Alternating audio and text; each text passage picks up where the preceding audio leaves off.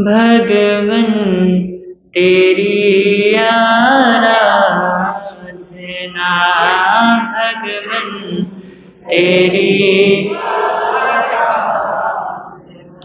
मेरी जिंदगी के साल हो, बस एक यही वरदान दो, बस एक यही वरदान दो। मेरी आत्मा बलवान हो,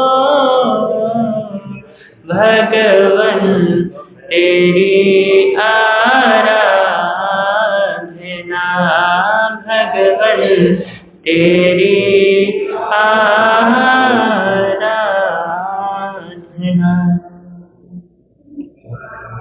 सर्वप्रथम तिन्नानम तार्यानम शासनेश प्रभु परमात्मा श्रमण भगवान महावीर स्वामी जी के पावन श्री चरणों में वंदन है।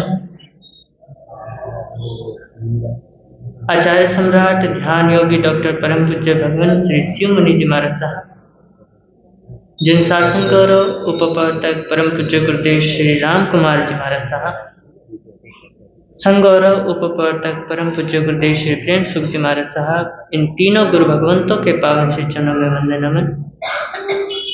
यहाँ पाठ पर विराजित हिमाचल रतन विद्वान संत शिवाचार्य भगवान के प्रथम शिष्य परम पूज्य गुरुदेव श्री जितेंद्र मुनि जी महाराज साहब, मम गुरुदेव श्री अचित मुनि जी महाराज साहब, इन दोनों गुरु भगवंतों के पावन श्री चरणों में वंदन नमन। आप सभी का इस प्रातःकालीन धर्म सभा में हार्दिक हार्दिक स्वागत करता हूँ। आज बहुत ही खुशी का अवसर है कि आज क्या है, गुरुदेव श्री जी का दीक्षा जयंती।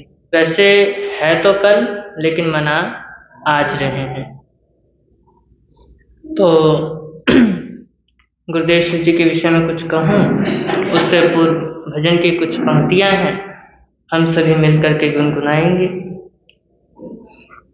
सुबह शाम तुम्हें हाथों याम तुम्हें, सुबह शाम तुम्हें हाथों याम तुम्हें, तुम्हें आरंभ हो विराम तुम्हें, तुम्हें आरंभ हो विराम तुम्हें, सुबह शाम तुम्हें आठों याम तुम्हें, तुम्हें आरंभ हो और विराम।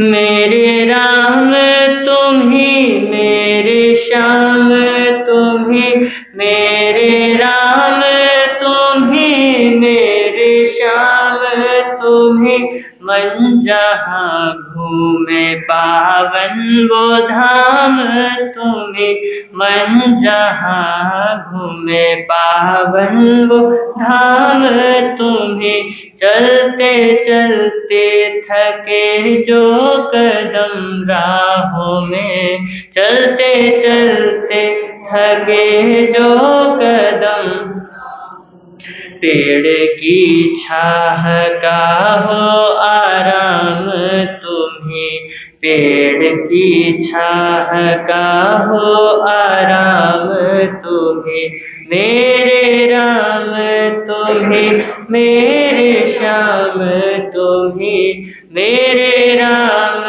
तुम्हें, मेरे श्याम तुम्हें, मन जहाँ घूमे पावन वो धाम तुम्हें, मन जहाँ घूमे पावन वो,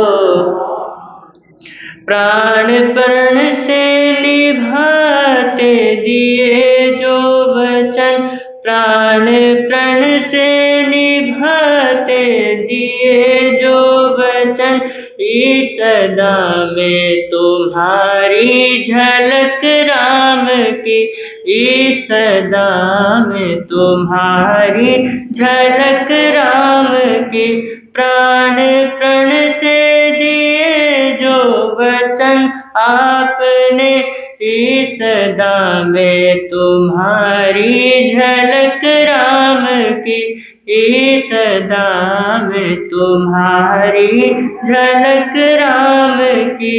हो पता तुम मेरे, मेरी पहचान तुम, हो पता तुम मेरे, मेरी पहचान। जानता जिससे जग मेरा नाम तुम्हें, जानता जिससे जग मेरा नाम तुम्हें। मेरे राम तुम्हें, मेरे श्याम तुम्हें, मेरे राम तुम्हें, मेरे। मन जहाँ घूमे पावन वो धाम तुम्हें, मन जहाँ घूमे पावन वो। ना लगा राग का रंग मन को कभी, ना लगा राग का रंग मन को कभी। वीत राग के रूप में दिखते सदा, वीत राग के रूप में दिखते सदा।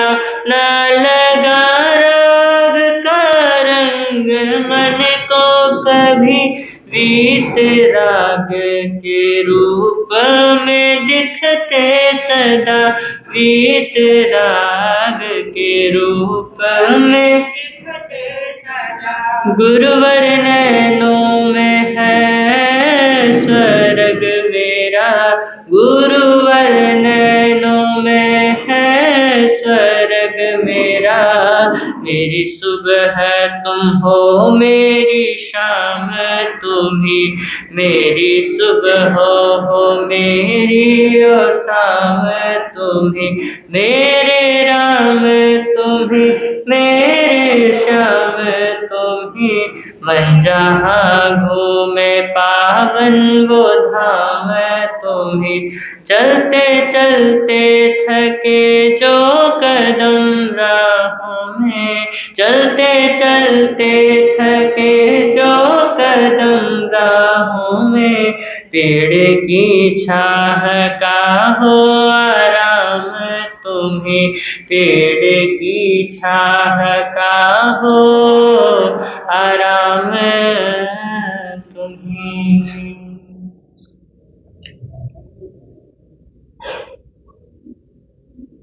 गंगा यमुना की भूमि, उत्तर प्रदेश में मेरठ जिला 1857 से ही क्या है, 1857 से ही विश्व भर में प्रसिद्ध है। इस जनपद की बागपत भूमि तहसील अब क्या है, स्वयं एक जिला है। तो इस जिले में गांव का नाम है सिलाना। सिलाना ये वो जगह है जहाँ पे जनशासन गौरव उपपाठक परम पूज्य गुरुदेव जी का कभी जन्म हुआ था।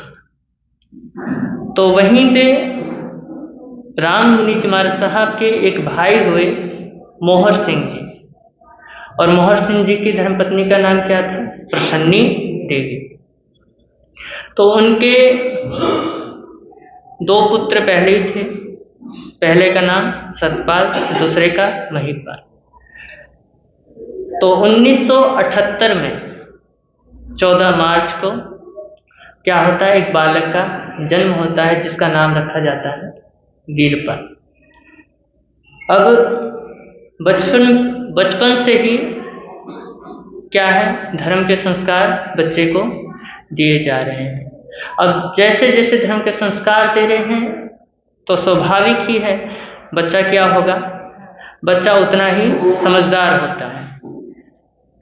तो धीरे धीरे समझदार भी हो गया, फिर धीरे धीरे क्या हुआ, संसार से थोड़ी आसक्ति कम हुई, यानी जैसे मोह माया होता है, राग द्वेष होता है, उससे थोड़े दूर हो गए। और इसका ये जो धर्म बीज था, इसका कहाँ पे पालन पोषण हुआ, इसका पालन पोषण हुआ पंजाब के सतलुज तट पर बसे रोपड़ नगर में। वहाँ पे कौन विराजमान थे? श्री राम मुनि जी महाराज साहब विराजमान थे। वहीं पे वीरपाल को अपने माता पिता के साथ जाना हुआ। गुरुदेव जी के चरणों में बैठे, कुछ दिन रहे, धर्म ध्यान किया, कुछ नई बातें सीखी। तो जब परिवार वाले जाने लगे तो मंगल पाठ सुना। जैसे ही जाने लगे तो वीरपाल ने कहा कि मैं अब नहीं जाने वाला, मैं तो गुरुदेव जी के पास ही रहने वाला हूँ, तुमको जाना हो तो तुम जाओ। तो अब इधर परिवार वालों को थोड़ा धक्का सा लगा, भैया ये क्या हुआ अचानक से। तो फिर उसके बाद उन्होंने कहा कि बेटा तू अभी छोटा है, तो भी क्या नहीं करता, तो भी समझता नहीं है। जो भी यहाँ रहता है उसको क्या करना पड़ता है? संयममय जीवन जीना पड़ता है और राग द्वेष को छोड़ना पड़ता है। और तू इसके लिए अभी तैयार नहीं। तब वीरपाल ने कहा कि माता पिता आप जो कह रहे हो सही कह रहे हो, लेकिन एक बात मेरी भी सुन लो। जब तक आदमी पानी में, अगर उसको तैरना सीखना है तो जब तक वो पानी में नहीं उतरेगा तो तैरना कैसे सीखेगा? तो मुझे भी गुरुदेव जी के चरणों में रहना है और बस मेरी यही तमन्ना है कि मैं भी क्या करूं, गुरुदेव जी की तरह जीवन जीऊं और मेरा भी कुछ कल्याण हो जाए। तो इधर परिवार वाले मान नहीं रहे, बोल रहे कि नहीं तेरे को चलना होगा। तो वीरपाल कह रहा नहीं मैं नहीं जाऊंगा। फिर इधर क्या है, राम मुनि जी महाराज साहब ने जब सुना तो फिर उन्होंने कहा कि भाई तू क्या सोच रहा है, मैं इसका सिर्फ गुरु ही हूँ। अरे मैंने तो इसके संसार पक्ष क्या हूँ, मैं ताया भी हूँ, तो थोड़ा समझा करो। मैं इसको थोड़ी ना कहते इसको थोड़ा मार पीट के वो करूँगा। भैया ताया हूँ तो इसको समझा करके वैसे रखूंगा, तुम क्यों जबरदस्ती कर रहे हो? इसका थोड़ी ना मैं वो करूँगा, इसका ध्यान नहीं रखूंगा, ध्यान रखूंगा इसका।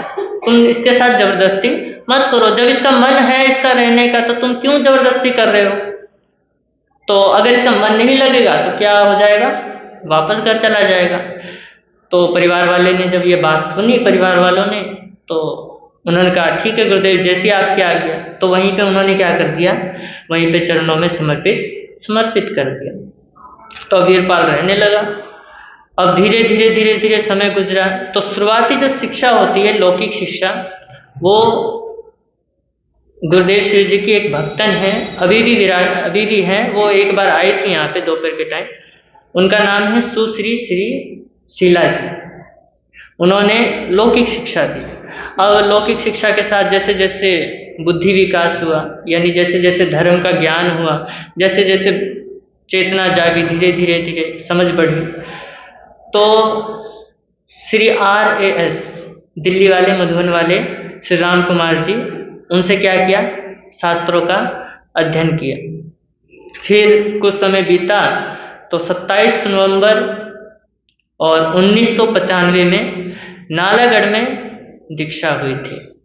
और दीक्षा होने के बाद गुरुदेव श्री राम कुमार जी महाराज साहब ने क्या किया था, दीक्षा का पाठ पढ़ाया था और सतीश मुनि जी महाराज साहब को गुरु बनाया था। किनका? वीरपाल जी का। तो वीरपाल जी को क्या नाम रखा गया? प्रथम नाम गिरीश मुनि जी महाराज साहब, उस दिन नाम उनका घोषित किया गया। तो दीक्षा के कुछ साल बाद नालागढ़ में ज्योतिष दिवाकर परम पूज्य गुरुदेव श्री राजेश मुनि जी महाराज साहब का पदार्पण होता है। तो वे गुरुदेव श्री जी के सानिध्य में रहते हैं। दीक्षा में भी थे, बाद में भी क्या थे, बाद में आए। तो बाद में आने के बाद उन्होंने गुरुदेव श्री जी के सानिध्य में रहे और एक बात कही गुरुदेव श्री जी को कि गुरुदेव बात ऐसी है कि आपका ये जो चेला है, अभी नया नया बना है जो, इसको थोड़ी बाहर की दुनिया दिखाओ। जब तक ये बाहर की दुनिया नहीं देखेगा तो अनुभव कैसे होगा इसको?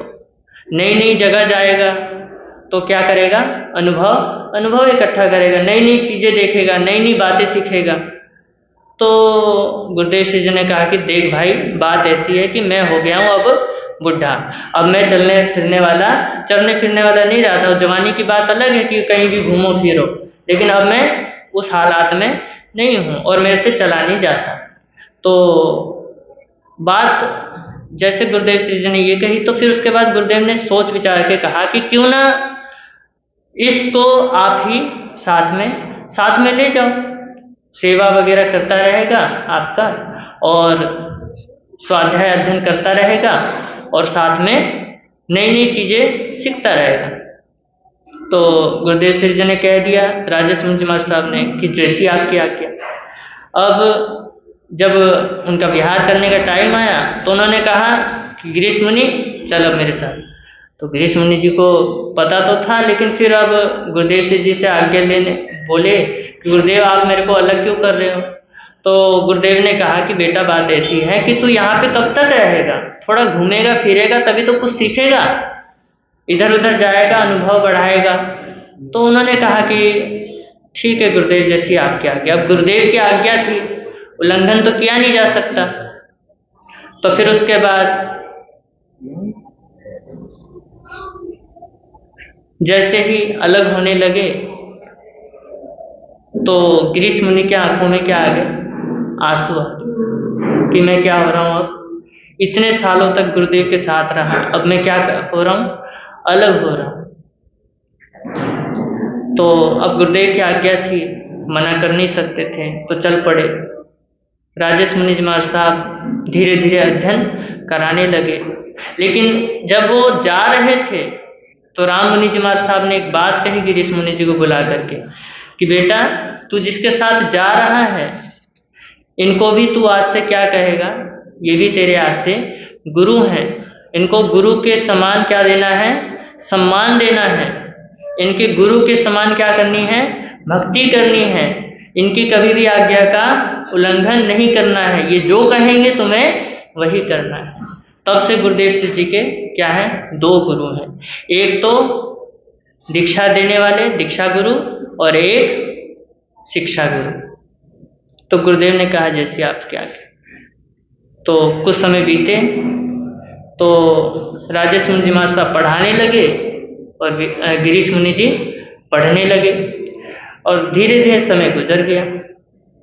और कुछ समय बाद वाणी के जादूगर परम पूज्य गुरुदेव श्री रमणीक मुनि जी महाराज साहब, इनके सानिध्य में भटिंडा के चौमासे में क्या हुआ, मिलन हुआ। वहाँ पे चौमासा करने का सौभाग्य प्राप्त हुआ। किनको, गिरीश मुनि जी महाराज साहब।